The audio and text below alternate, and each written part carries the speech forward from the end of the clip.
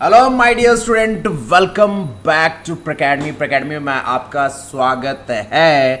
Today we are going to take a session of macroeconomics और आज हम discuss करने जा रहे हैं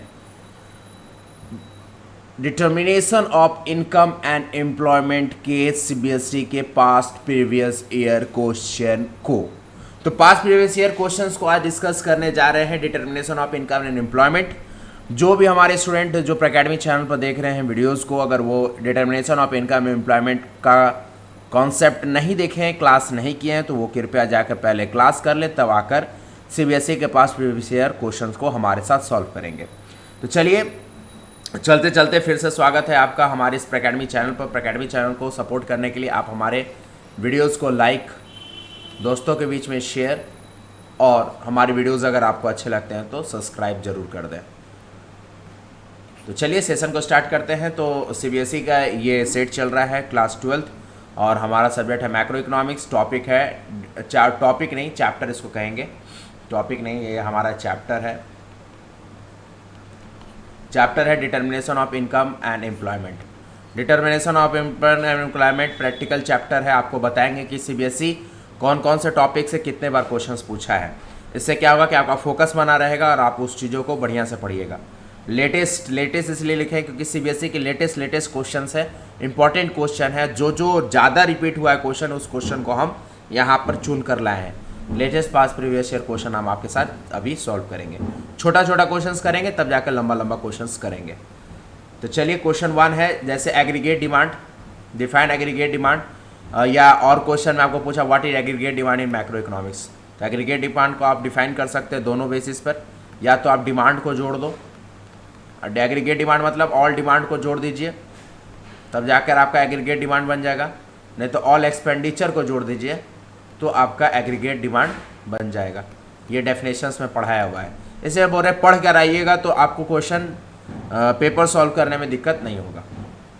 ठीक है, तो यहाँ पर टोटल एक्सपेंडिचर के बिहाफ में आंसर दिया हुआ है। आप डिमांड के बिहाफ में आंसर दे सकते हो, एक्सपेंडिचर के बिहाफ में आंसर दे सकते हो। फिर क्वेश्चन 2 है, how would you show aggregate demand in equation. Equation में आप कैसे शो कर सकते हो। तो एग्रीगेट डिमांड इक्वल टू, यहाँ पर देखिए C for private consumptions, I for investment expenditure, G for government expenditure, plus X minus M. X minus M मतलब नेट एक्सपोर्ट हो रहा है। नेट एक्सपोर्ट मतलब एक्सपोर्ट माइनस इम्पोर्ट को हम कहते हैं नेट एक्सपोर्ट। ये तो आपको नेशनल इनकम में भी हम पढ़ा चुके हैं। तो एग्रीगेट डिमांड में प्राइवेट खर्चा, इन्वेस्टमेंट खर्चा, गवर्नमेंट का खर्चा और नेट एक्सपोर्ट। ये इक्वेशन में अगर शो करने आएगा तो आप इक्वेशन में इस तरह से शो करिएगा। फिर है एग्रीगेट सप्लाई को आप इक्वेशन में शो करिए। तो एग्रीगेट सप्लाई होता है सी प्लस एस, ठीक है, जिसमें आपका सी क्या होता है कंजम्पशन, एस होता है सेविंग। ठीक है, consumption C for consumption expenditure, S saving. तो aggregate supply equal to Y equal to C plus S. ठीक है, what are two main constituent of AD.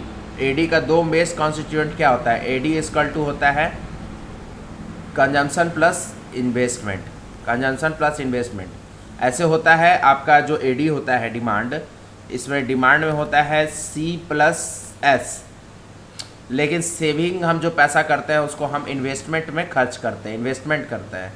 इसे के लिए हम लोग लिखते हैं सी प्लस आई, कंजम्पशन और इन्वेस्टमेंट। याद रखिएगा एएस में होता है सी प्लस एस, एडी में होता है सी प्लस आई। देखिए यहाँ पर एएस का two constituent C plus S, वही हो गया एडी इक्वल, सॉरी यहाँ पर एडी लिखा हुआ, एएस होगा, तो यहाँ पर होगा AS equal to C plus S. What is the relation with MPC and MPS and MPC. तो MPS plus MPC equal to 1, और एपीसी और एपीसी भी पूछेगा तो APC plus APS equal to 1। इसको हम प्रूव भी किए हैं, तो आप वीडियोस में देख लीजिए जाकर प्रैकेडमी के प्लेलिस्ट में, हम इसको बहुत अच्छे से प्रूव भी किए हैं, तो आप उसको देख लीजिए एक बार।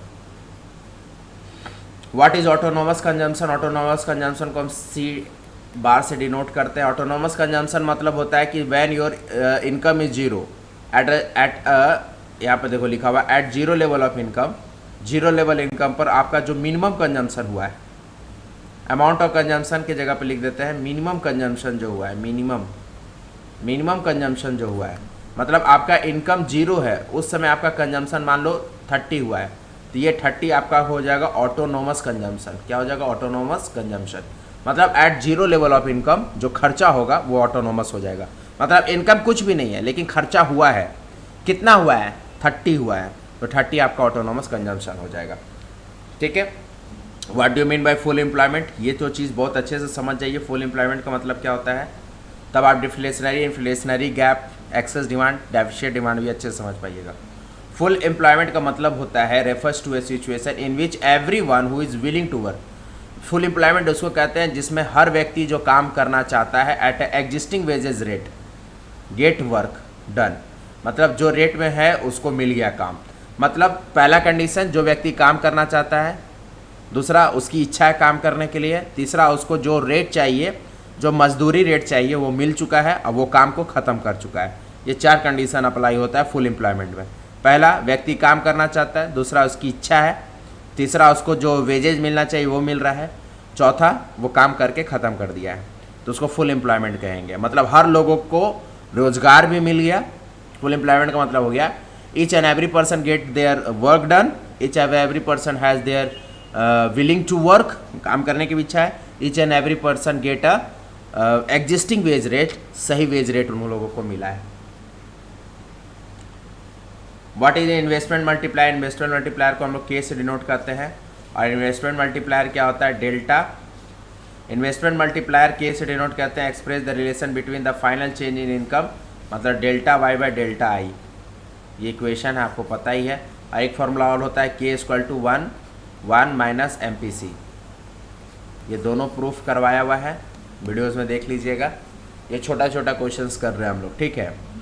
तो इसका मतलब होता है इन्वेस्टमेंट मल्टीप्लाई का डेफिनेशन क्या होता है कि delta Y by delta I, मतलब अगर हमारा इनकम, डेल्टा वाई मतलब इनकम, अगर हमारा इनकम बढ़ेगा तो इन्वेस्टमेंट बढ़ेगा, अगर इनकम घटेगा तो इन्वेस्टमेंट घटेगा।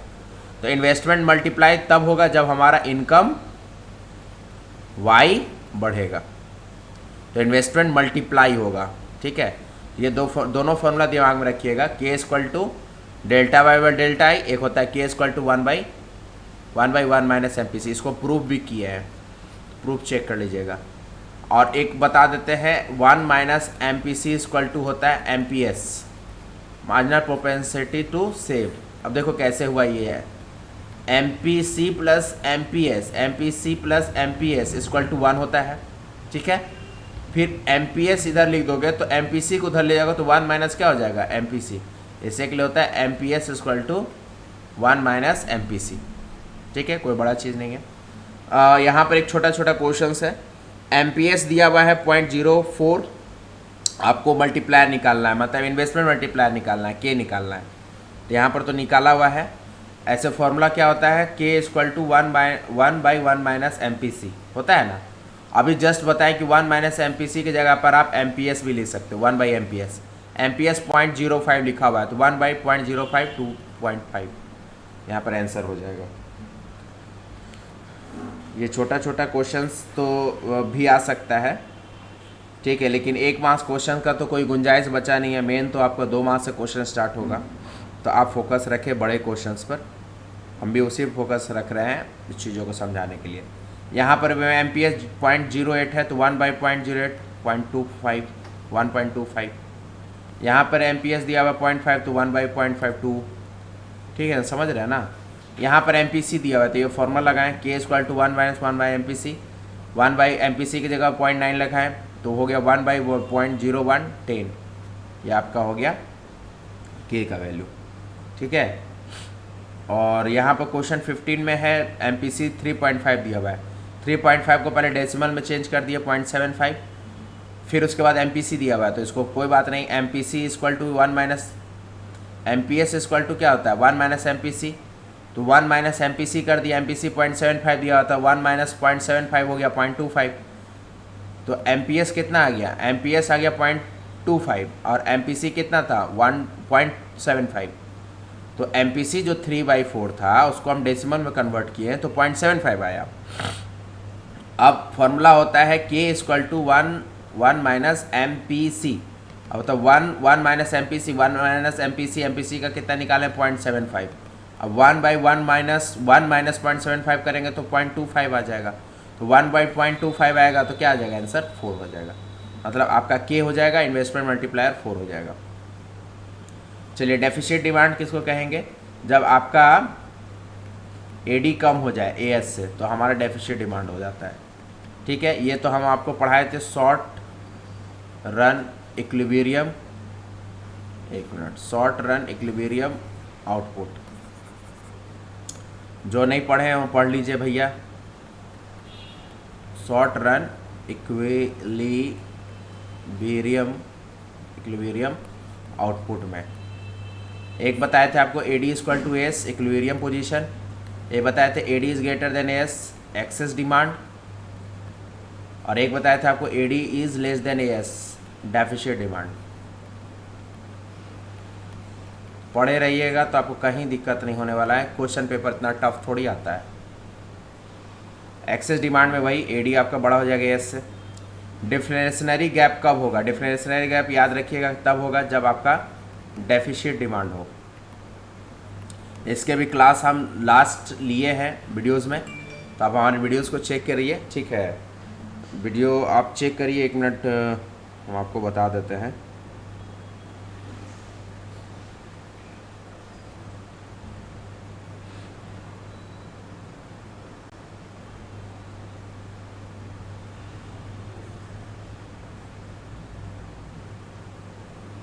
पार्ट 3 वीडियो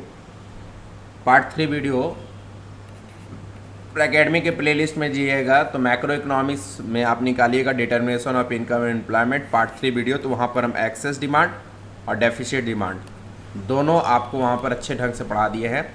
आप समझ जाइएगा डिफ्लेशनरी गैप कैसे बनता है। ठीक है, वो पढ़ के थ्योरी पढ़ के आइएगा तो जब क्वेश्चन सॉल्व करिएगा तो आपको सॉल्व करने में मज़ा आएगा और आपको समझ में आएगा कि देखिए CBSE भी पूछता है क्वेश्चन। ठीक है, तो डिफ्लेशनरी गैप डेफिसिट डिमांड के कारण होता है। ठीक है, डेफिसिट डिमांड का यहाँ पर सेंस क्या बन गया? When your AD is less than AS, मतलब आपका डिमांड कम है और सप्लाई ज़्यादा हो रहा है। तो आपका क्या होगा? जैसे डिमांड कम होगा, सप्लाई ज़्यादा है, तो प्राइस वैल्यू क्या हो जाएगा? गिर जाएगा। और डिफ्लेशन का मतलब भी होता है किसी के प्रोडक्ट के प्राइस को गिरना, डिक्रीज करना, वो डिफ्लेशन कहलाता है। इसी का उल्टा इन्फ्लेशन है, इन्फ्लेशनरी गैप में उल्टा होता है when demand is greater then supply, मतलब जितना सप्लाई हो रहा है उसके ऊपर डिमांड चला जा रहा है। मतलब जितना मार्केट में गुड सप्लाई हो रहा है उससे फुलफिल नहीं हो रहा है, उसके ऊपर भी डिमांड ऊपर चला जा रहा है। तो यहाँ पर प्राइस को क्या होगा? प्रोडक्ट ऑफ द प्राइस बढ़ेगा। जैसे हमने सैनिटाइज़र का एग्जाम्पल लिया था ड्यूरिंग लॉकडाउन।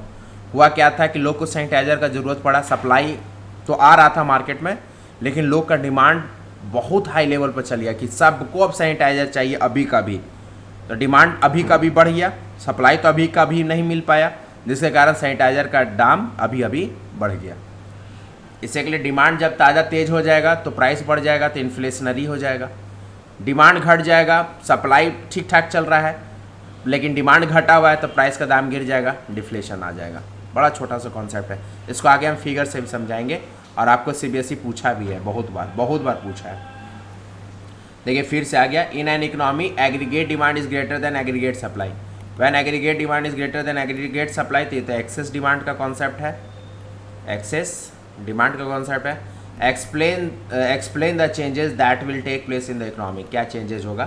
तो सीधा सा बात है, excess demand refers to a situation which aggregate demand in the economy is greater than aggregate supply at full employment level. The problem of excess demand can be corrected by contractionally fiscal and monetary policy। दो policy है, पहला physical policy, monetary policy से हम control कर सकते हैं, क्योंकि when aggregate demand is excess हो जाएगा एग्रीगेट सप्लाई से, तो यहाँ पर इन्फ्लेशन होगा, मतलब प्रोडक्ट महंगा होने लगेगा। इस इन्फ्लेशन को कंट्रोल करने के लिए दो पॉलिसी अपनाया जाता है, एक फिजिकल पॉलिसी और एक मॉनेटरी पॉलिसी अपनाया जाता है। तो इसके अकॉर्डिंग इन्फ्लेशन को हम लोग कंट्रोल करते हैं। अब देखिए यहाँ पर ग्राफ देखिए, ये है आपका इक्विलिब्रियम पोजीशन E1, ये है आपका इक्विलिब्रियम पोजीशन E2, ठीक है। ये है AD और ये है AD डैश, ठीक है। अब इसके बीच में जो ये गैप बना है, ये जो गैप बना है, इसी गैप को हम कहते हैं इन्फ्लेशनरी गैप, इन्फ्लेशनरी गैप, ठीक है। इसी गैप को हम कहते हैं inflationary gap when aggregate demand is more than aggregate supply. इस फिगर को ध्यान से देख लीजिए। तो आपको यहाँ पर क्या है, पहले तो आपको एक बना देना है आपका y, ठीक है, और इसी के ऊपर दो ग्राफ जाएगा, एक AD का जाएगा, एक AD डैश का जाएगा। AD का ग्राफ ये गया, AD डैश का ग्राफ ये गया। अब ये कटा दो इक्विलिब्रियम पॉइंट पर, एक E1 पर कटा, एक E2 पर कटा। E1 से E2 का जो गैप बन रहा है वो इन्फ्लेशनरी गैप बन रहा है। क्यों? क्योंकि एग्रीगेट डिमांड यहाँ था, फिर जब डिमांड बढ़ा तो AD डैश हो गया। मतलब AD और AD डैश, मतलब AD नीचे था, AD डैश ऊपर था, इसके बीच में एक गैप बन गया, उसी गैप को इन्फ्लेशनरी गैप कहेंगे। वो गैप इसलिए बन गया क्योंकि एग्रीगेट डिमांड ग्रेटर देन हो गया एग्रीगेट सप्लाई से। और ये जो आपका बना हुआ है बंधु, ये जो बना हुआ है, ये आपका बना हुआ है एग्रीगेट सप्लाई। ये आपका बना हुआ है एग्रीगेट सप्लाई, ये लाइन नीचे से तो गया है। तो इसको मैं पार्ट 3 वीडियो में बहुत अच्छे तरीके से समझा रखा हूँ। Excess demand, deficient demand, inflationary and deflationary gap, वहाँ भी पढ़ लीजिए। और यहाँ पर तो आप इस चीज़ों को वहाँ से पढ़ कर आइए, तब ये चीज़ समझिए, तब आपको जल्दी समझ में आ जाएगा। आइए, कुछ थ्योरी है, इसको बढ़िया से पढ़ लीजिए। ये आपका वही है डेफिशिएंट डिमांड से क्वेश्चन यहाँ पर कह रहा है कि aggregate demand is less than aggregate supply, तो ये हो जाएगा deficient demand. Question access demand और डेफिशिएंट डिमांड से बहुत आया है, इसी के लिए हम इस चीज़ों को बता रहे हैं। डेफिशिएंट डिमांड ये हो जाएगा, ठीक है। और डेफिशिएंट डिमांड जन्म देता है डिफ्लेशनरी गैप को, जहाँ पर प्रोडक्ट का प्राइस गिर जाता है। चलिए देखिए, deficient demand refers to a situation of aggregate demand in the economy less than aggregate supply at a full level, deficient demand known as deflationary gap, ठीक है। इसको डिफ्लेशनरी गैप कहते हैं। फिगर देखिए, यहाँ पर क्या है कि AD, यहाँ पर देखिए, यहाँ पर AD यहाँ रहेगा, AD डैश यहाँ आ जाएगा, मतलब नॉर्मल वाला AD यहाँ है E1 और एक आपका E2 यहाँ है। तो यहाँ पर अब पहले उस फिगर में क्या था, E1 यहाँ था, E2 ऊपर था, लेकिन इस फिगर में क्या है, इस फिगर में है कि E1 ऊपर है, E2 नीचे आ गया, मतलब डिमांड नीचे गिर गया। तो अब नीचे गिरने का ये जो गैप बना, जिसको हम कलर कर रहे हैं, इसी गैप को हम कहेंगे डिफ्लेशनरी गैप, डिफ्लेशनरी गैप कहेंगे, ठीक है। सिंपल सा बात है, डिफ्लेशनरी गैप। अब ये जो बनेगा, ये पॉइंट जो कट के गया है, ये तो AS हो जाएगा, ये AD हो जाएगा, ये AD डैश हो जाएगा। ये फिगर देख लो, यहाँ पर एक गैप जो बनेगा, ये डिफ्लेशनरी गैप का फिगर बनेगा। नीचे हमेशा याद रखिएगा, फालतू चीज़ को हटा देते हैं, नीचे हमेशा इनकम रहेगा, और इधर तो भैया aggregate demand AD and AS का ग्राफ रहेगा, Y एक्सिस पर और X एक्सिस पर इनकम रहेगा। ये कुछ स्टेटमेंट है, इसको पढ़ लीजिएगा। ये स्टेटमेंट ये बता रहा है कि कौन पॉइंट कहाँ टच किया, कैसे टच किया, ये सब। चलिए, ये इम्पोर्टेंट है, ये इम्पोर्टेंट है, क्योंकि ये क्वेश्चंस बहुत बार पूछा गया है। और आप देख भी रहे हो कि CBSE के ईयर्स कितने मेंशन है, ये मुझे बताने की ज़रूरत नहीं है, आप CBSE की ईयर देख के भी समझ पा रहे होगे कि सर कितने बार ये क्वेश्चन पूछा जा चुका होगा। यहाँ पूछ रहा है outline the step taken in deriving the saving function from the consumption function. Consumption function से सेविंग फंक्शन को डिराइव करके आप दिखाइए विद डायग्राम। तो यही हम बोले थे कि डिटर्मिनेशन ऑफ इनकम एम्प्लॉयमेंट में, determination of income employment practical chapter है। क्यों?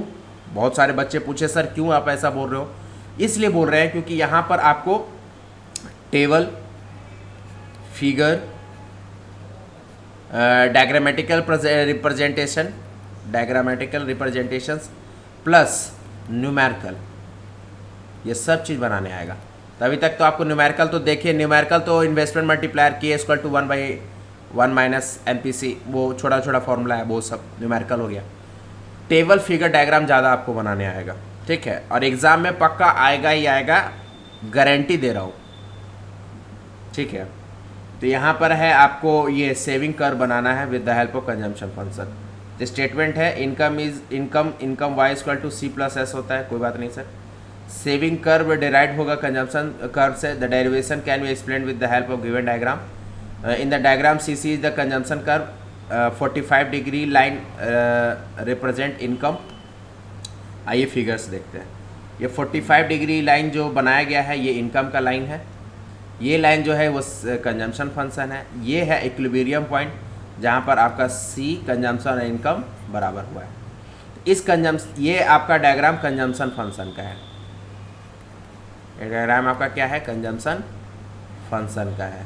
इस कंजम्पशन फंक्शन के हेल्प से आप इस सेविंग फंक्शन के डायग्राम को सॉल्व करेंगे। कंजम्पशन फंक्शन और सेविंग फंक्शन के भी क्वेश्चंस आने के आसार बहुत अच्छे रहते हैं, तो इस पर ध्यान रखिएगा। और छोटा कर देता उसको। ये कंजम्पशन फंक्शन, ये सेविंग फंक्शन, और यहाँ पर कुछ स्टेटमेंट लिखा हुआ है वो मैं बता दूँ, आप यहाँ मैच कर लीजिएगा। इसको और छोटा कर देते हैं। यहाँ लिखा हुआ है कि OC है ऑटोनोमस कंजम्पशन, तो OC कहाँ है भैया, आप OC फाइंड आउट कर लीजिए। OC ये लाइन है, ये लाइन आपका क्या है, ऑटोनोमस कंजम्पशन है, ऑटोनोमस कंजम्पशन है। तो OC is autonomous consumption, that is the amount of consumption, zero level income पर जो कंजम्पशन होता है autonomous consumption. This is equal to the amount of saving OS, मतलब ये बराबर होगा OS का। तो OS यहाँ पर है, देखिए OC यहाँ पर है, कह रहा है कि ये दोनों बराबर होगा, क्योंकि कंजम्पशन फंक्शन से हम सेविंग फंक्शन को डिराइव कर रहे हैं। तो पहले कंजम्पशन बना लेंगे तब सेविंग को बनाएंगे। तो वही चीज़ कह रहा है कि OC इज ऑटोनोमस कंजम्पशन, और OC जितना है उतना OS होगा। OS आपको कहाँ दिख रहा है, सेविंग वाले में, यहाँ देखिए, यहाँ पर OS वो इक्वल होगा। The saving is negative and the saving curve is below the horizontal axis. आपको यहाँ दिख रहा होगा कि जीरो से नीचे आपका सेविंग दिख रहा है, निगेटिव है। निगेटिव रहने का कारण क्या है ना, कि मान लीजिए इनकम आपका 100 है, ठीक है, कंजम्पशन हो गया है 120, तो सेविंग क्या होगा, सेविंग जाहिर सी बात है कि माइनस में चला जाएगा, -20, क्योंकि आपका इनकम 100 था, कंजम्पशन 120 कर लिया, मतलब जो सेविंग पहले मतलब एक फिगर और समझिए, इनकम आपका 100 है, कंजम्पशन आप कर दिए 100, मतलब सेविंग क्या हो गया, 0। इनकम 100 था, कंजम्पशन 120 कर लिया, मतलब 20 रुपया और जो सेविंग का पैसा आपके पास बचता वो भी आप खा गए, माइनस। इसके लिए यहाँ पर क्या होता है, सेविंग फंक्शन नेगेटिव से स्टार्ट होता है, फिर पॉजिटिव की ओर जाता है, ठीक है। ये ब्रेक इवन पॉइंट बनता है, और फिर उसके बाद ये एक्सेस सेविंग जाता है, ये डेफिसिट सेविंग जाता है, ठीक है। इसका भी आपको part 2 video, determination of income and employment के पार्ट 2 वीडियो में बहुत अच्छे से टेबल से समझा है, वहाँ पर जाकर प्लीज़ देख लीजिए, तब ये चीज़ों को आप एक बार रेडी भी कर लीजिएगा ना, तो समझ में आएगा। क्योंकि ये सब जो क्वेश्चन हम चुन चुन के लाए हैं, ये मैक्सिमम बार पूछा गया है और एग्ज़ाम में बहुत बार आया है। इससे के लिए मेहनत करने से मत चूकिए, मेहनत कीजिए और इस चीज़ों को पढ़िए, ठीक है। ये आप पढ़ लीजिए, स्टेटमेंट समझ में आ जाएगा। Income and CC curve intersect at OI level of income, implying that consumption is equal to the income, this is the break even point, saving जहाँ पर 0 होगा, यही बता रहे हैं, यहीं पर ब्रेक इवन पॉइंट है। अब इसके ऊपर आपका सेविंग पॉजिटिव हो जाएगा, तो इसको कहा जाता है नेगेटिव सेविंग, नीचे वाला को, क्योंकि यहाँ सेविंग नहीं होगा, नेगेटिव है। फिर ब्रेक इवन पॉइंट आएगा जहाँ पे income equal to consumption, saving 0 आएगा, ये ब्रेक इवन पॉइंट होगा। फिर उसके ऊपर आएगा 100 इनकम है, कंजम्पशन 80 है, सेविंग कितना है 20, तो यहाँ पर जाकर आपका सेविंग पॉजिटिव दिखने लगेगा, तो पॉजिटिव सेविंग। इसी चीज़ को हम ड्रॉ कर लेंगे, OY level of income, consumption is less than income होगा, तो यहाँ पर सेविंग पॉजिटिव हो जाएगा। तो 2 स्टेप पे दिखाना है, यहाँ पर सेविंग को नेगेटिव दिखाना है, यहाँ पर सेविंग को 0 दिखवाना है, जहाँ पे इक्विलिब्रियम लेवल है, ब्रेक इवन पॉइंट है, यहाँ पर सेविंग को पॉजिटिव दिखाना है, और ये फिगर बना देना है। और ऊपर में कंजम्पशन पर का फिगर बना देना है पहला पे, और दूसरा पे सेविंग का बना देना है। 3 स्टेप इसके बारे में लिख देना है, जहाँ पर सेविंग नेगेटिव होता है, क्योंकि नेगेटिव से स्टार्ट होता है, फिर 0 होता है ब्रेक इवन पॉइंट, फिर पॉजिटिव होता है, बन गया, ठीक है। अब आइए यहाँ पर कह रहा है कि आपको डिस्टिंग्विश करना है कंजम्पशन फंक्शन इक्वेशन और सेविंग फंक्शन इक्वेशन। इसको भी हमने प्रूफ कर रखा है, बहुत अच्छे तरीके से आपको कंजम्पशन फंक्शन और सेविंग फंक्शन लेके चलना है। तो कंजम्पशन फंक्शन में हमने पहले प्रूफ किया था, कंजम्पशन फंक्शन को पहले प्रूफ किया था, तो उस कंजम्पशन फंक्शन के बेसिस पर आपको सेविंग फंक्शन को प्रूफ करना है। कंजम्पशन फंक्शन को प्रूफ किया था तो फॉर्मूला बनाता है C equal to C bar plus B Y. ठीक है, चलिए एक बार फिर से देख लेते हैं, कोई दिक्कत नहीं है मुझे। C equal to C bar plus B Y और y इक्वल टू होता है income equal to consumption plus saving होता है। C के जगह पर हम कर देते हैं, C के जगह पर क्या कर देंगे, S माइनस वाई। ठीक है, तो y equal to C plus होता है तो C equal to y minus S कर दो या C माइनस एस कर दो। नहीं, यहाँ पर गलत हो गया, C को अगर पॉजिटिव रखेंगे तो y माइनस एस होगा, वही लगा। तो C यहाँ पर क्या है, y है और s को उधर कर देंगे तो y minus S equal to C हो जाएगा। तो C की जगह पर y माइनस एस कर देंगे, C बार प्लस बी वाई कर देंगे। अब थोड़ा सा और ऐसे नीचे आओ, यहाँ पर क्या होगा, y को उधर ले जाएंगे, C को इधर ले आएंगे, तो यहाँ क्या होगा माइनस एस और हो जाएगा minus C equal to B Y minus Y, minus S minus C equal to Y common ले लेंगे तो b माइनस वन हो जाएगा। लेकिन ये उल्टा इक्वेशन हो जाएगा, ज़्यादा उल्टा हो जाएगा। एक काम करते हैं हम, क्या काम करते हैं, बी वाई को यहाँ रहने देते हैं, बी वाई को वहाँ ले जाते हैं। ठीक है, और यहाँ पर सी बार है, यहाँ पर एस को ले आते हैं, y को कॉमन लेंगे तो वन माइनस बी हो जाएगा, सी बार हो जाएगा प्लस एस हो जाएगा। ठीक है, तो अब s को अगर सीधा सीधी लिखेंगे तो s इक्वल टू क्या करेंगे, s को सीधा सीधी लिखेंगे क्योंकि हमें सेविंग फंक्शन चाहिए, s सेविंग फंक्शन, s लिखेंगे इक्वल टू, तो ये जो सी बार है ऑटोनोमस कंजम्पशन उसको उधर भेज देंगे तो माइनस हो जाएगा सी बार प्लस, ये तो पॉजिटिव में है ही, plus one minus B into Y, ये आपका ड्राइव हो जाएगा सेविंग फंक्शन। तो कंजम्पशन फंक्शन से सेविंग फंक्शन आने का ये रास्ता। ठीक है, यही है consumption function derive with the saving function. Consumption function में हम लिखेंगे यहाँ पर M P C equal to, M P C का फॉर्मूला क्या होता है बताओ जल्दी से, एम पी सी का फॉर्मूला क्या होता है, M P C equal to delta C Y, marginal पर delta C by delta Y, और यहाँ पर एक फार्मूला बनेगा एम पी एस का, M P S equal to क्या होगा, delta S by delta Y. ठीक है, ऑटोनोमस कंजम्पशन यहाँ डिराइव्ड है, ऑटोनोमस कंजम्पशन पता है, मार्जिनल प्रोपेंसिटी टू कंज्यूम पता है, और एमपीसी को बी कहते हैं, याद रखिएगा इस बात को। एमपीसी का जो सिंबॉलिक फिगर है, एमपीसी का जो सिंबॉलिक फिगर है, एमपीसी का सिंबॉलिक फिगर बी है।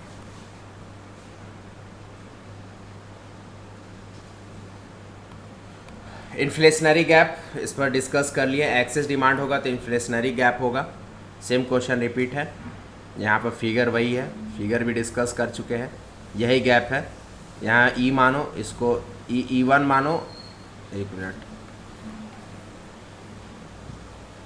इसको ई वन मानो, इसको ई टू मानो, और ये जो गैप है, ये गैप है डिमांड के बढ़ने से, क्योंकि ए डी यहाँ पर है, ए डी डैश यहाँ पर है, तो ये जो गैप बना है यही आपका इन्फ्लेशनरी गैप है। देखो बार बार इन्फ्लेशनरी गैप का क्वेश्चन हम लेकर आ रहे हैं क्योंकि एग्जाम में बहुत बार पूछता है। कंजम्पशन फंक्शन, सेविंग फंक्शन पक्का पूछेगा, इन्फ्लेशनरी गैप, डिफ्लेशनरी गैप पक्का पूछेगा।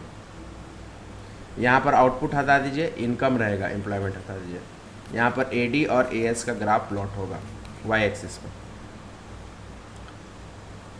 डिफ्लेशनरी गैप का भी वो डिस्कस कर चुके हैं, स्टेटमेंट है आप पढ़ लीजिए, डिफ्लेशनरी गैप क्या होता है। यहाँ पर डिफ्रेंशिएशन बिटवीन आपका है deficit demand and excess demand, तो ये है डिफ्रेंशिएशन है, इसको देख लेते हैं। तो यहाँ पर क्या है, डेफिसिट डिमांड में क्या है कि एडी कम होगा एएस से, एक्सेस डिमांड में एडी ज़्यादा होगा एएस से।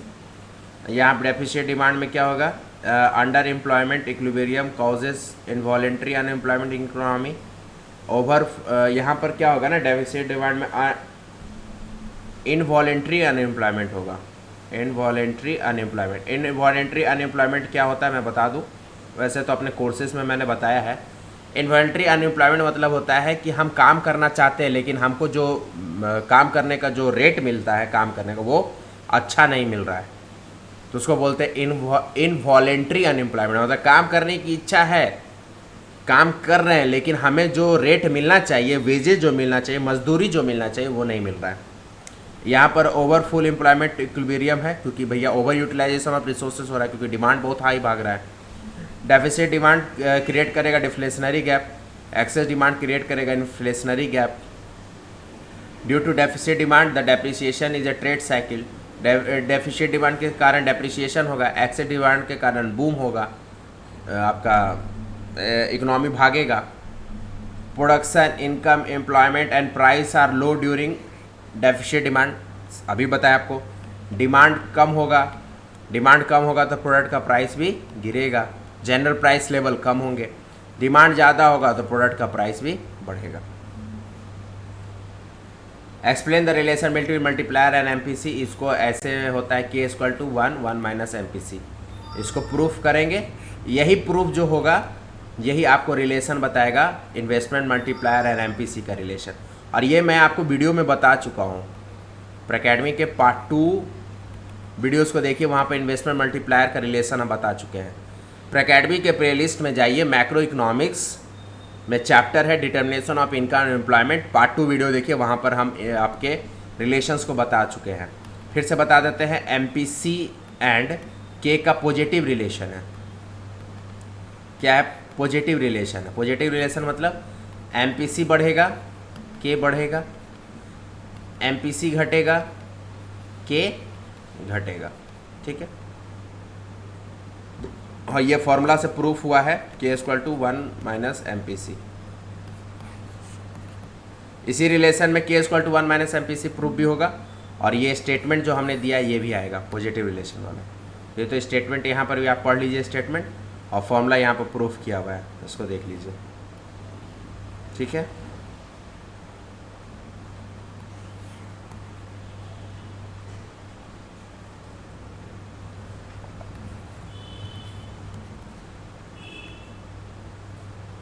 और ये मैंने लाया है एक टेबलर प्रेजेंटेशन जिसमें कंजम्पशन फंक्शन, फिर से एक बार रिपीट कर दिया हूँ, कंजम्पशन फंक्शन और सेविंग फंक्शन। जानते हैं यहीं से क्वेश्चन आएगा, तो ज़्यादा काहे बच्चों को परेशान करना, वही पढ़ो जहाँ से ज़्यादा क्वेश्चन आए, ज़्यादा मार्क्स उठे।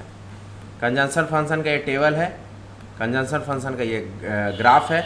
और मैंने जब पढ़ाया था डिटर्मिनेशन ऑफ इनकम एम्प्लॉयमेंट, बच्चों को कह दिया था ग्राफ पेपर ले लेना, ग्राफ पेपर ले लेना, ग्राफ पेपर पर प्लॉट करना, तब आपको रियल पिक्चर समझ में आएगा।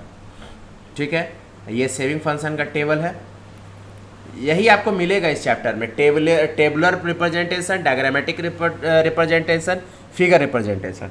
न्यूमेरिकल थोड़ा कम रहेगा, ज़्यादा आपको ग्राफ, टेबल और फिगर यही बनाने को देखोगे।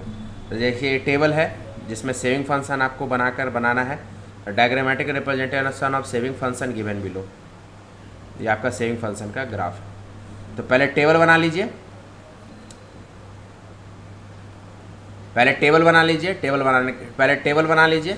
ठीक है, टेबल को कंप्लीट कर लीजिए, तब जाकर आप ग्राफ पेपर पर ग्राफ प्लॉट कीजिए। तो ग्राफ पेपर आप लेके आइएगा ना जो क्लासमेट का, तो यहाँ पर तो आपको ग्राफ रहेगा, यहाँ ग्राफ बनाइएगा, यहाँ टेबल बनाइएगा, यहाँ टेबल बनाइएगा, यहाँ ग्राफ बनाइएगा।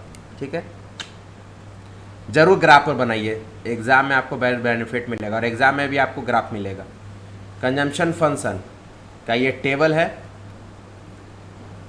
ये डायग्राम रिप्रेजेंटेशन है, डायग्रामेटिक रिप्रेजेंटेशन, इसको ले लीजिए। ठीक है, तो चलिए मोस्ट इंपॉर्टेंट क्वेश्चन जो सीबीएसई के द्वारा पूछा गया है पिछले सालों में, उसको मैंने करवा दिया। जो क्वेश्चन बार बार रिपीट हो रहा है, उसको मैंने आपको करवा दिया।